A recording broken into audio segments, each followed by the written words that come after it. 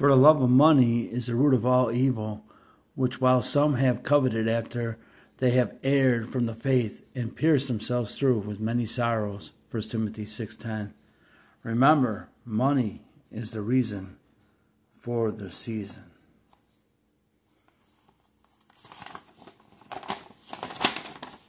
As ceramic snowmen and garish decorations began appearing on American store shelves in late August, it's not uncommon to hear laments over the commercialization of Christmas. Professing Christians are great about denying the reality of what they see around them, feebly protesting that Jesus is the reason for the season. This claim shows a great ignorance of American history. Had the Lord Jesus Christ actually been the reason for the season, the Puritans, Presbyterians, Quakers, Baptists, and Mennonites and Methodists who colonized New England would have celebrated Christmas. They didn't. The sad truth is that money is the reason why Christmas became a major commercial, not religious holiday in the 19th century America. Money is the reason for Christmas trees. There is no record of any Christmas trees in America before 1830s, when one was erected in Pennsylvania as part of a show intended to raise money for a local church. Before that time, most Americans regarded such trees as pagan.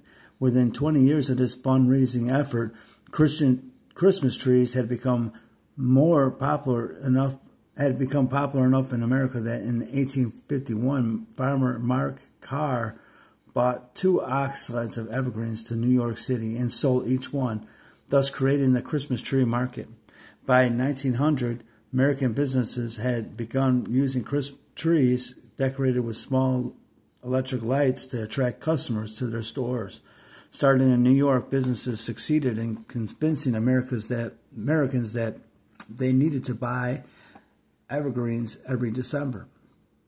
During the first 20 years of the 20th century, the number of Americans who erected trees at Christmas rose from 20% of the population to nearly 100%. So strong was the demand for these trees that during the Great Depression of the 1930s, when other businesses went bankrupt or experienced great financial losses, nurserymen who earlier had sold evergreens for landscaping began to make money by converting their businesses into Christmas tree farms. Money is the reason for Christmas gifts.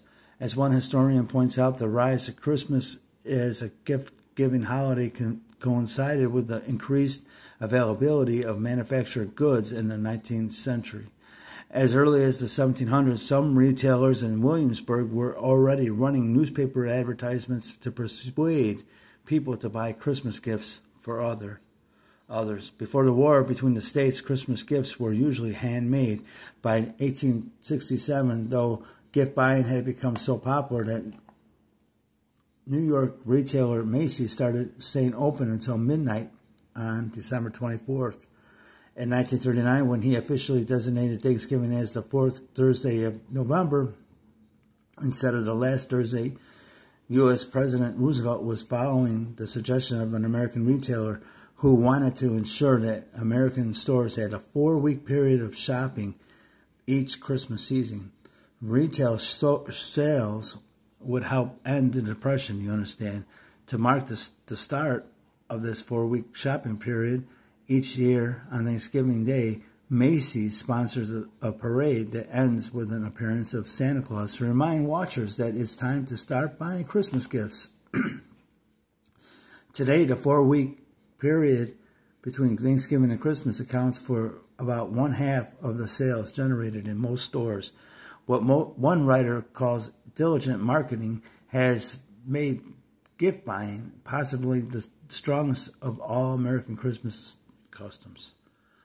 Money is the reason for Christmas decorations, and around 1860, American retailers began to sell wreaths, holly leaves, and mistletoe balls as house decorations. Initially, such decorations were marketed only to the wealthy, but in the spirit of consumer capitalism, the free enterprise businesses worked hard to add the poor and middle class to their client base. By 1890, even discount retailer F.W. Woolworth was importing and selling glass Christmas ornaments. Money is the reason for Christmas cards. The custom of sending cards at Christmas started in England in 1843 as a way to get more people to use that nation's public post office. Before 1840, only the wealthy could afford to buy post letters, Christmas cards. However, made the postal service accessible and more affordable for all people. In our own time, the U.S. Postal Service still makes a small fortune on the billions of holiday cards and gifts sent by mail each year, while Hallmark and other makers or retailers make money by selling the cards. Since 1900, even charities such as Christmas Sales have used the custom of Christmas cards as a way to raise money. Money is the reason for Santa Claus and Rudolph. For centuries, the Catholic Church has used St. Nicholas to make a fortune. In the 11th century, 47 men from Bari, Italy, went to Asia Minor, stole the supposed remains and relics of the supposed Nicholas, and brought them home, hoping to make money off the pilgrims who come to honor the holy saint. Money was even made from an annual festival honoring this old act of theft. As one historian points out, the relics of St. Nicholas have brought wealth to everyone who has possessed them. As a result, St. Nicholas came to be the patron saint of pawnbrokers, thieves, and pirates, all of whom invoked his aid in making money. Even after he was remade into Santa Claus, Nicholas was still a money maker. In 1841, a Philadelphia retailer created the modern image of Santa Claus when he hired a man to dress in Kris Kringle clothing and climb his store's chimney.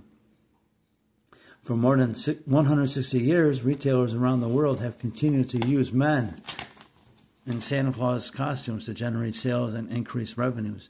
Santa's modern image was finalized by American business giant Coca-Cola, which used Hayden Sundblom's seasonal paintings of the fat elf dressed in the company's trademark red and white, to convince Americans that even in cold weather they needed to purchase Coke. Rudolph the Red-Nosed Reindeer was created by a copywriter Robert L. May and used as an advertising draw to bring shoppers to American retailer Montgomery Ward. May's creation brought in enough customers that Montgomery Ward sold 2.5 million Rudolph books in 1939 and another 3 million when the book was reissued in 1946.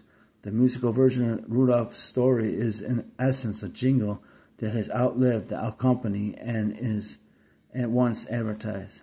If you want to get caught up in the foolish festivities that so permeate the month of December, go right ahead, but please don't blame the Lord Jesus Christ for creating all this mess. Money, not Jesus, is the reason for the season.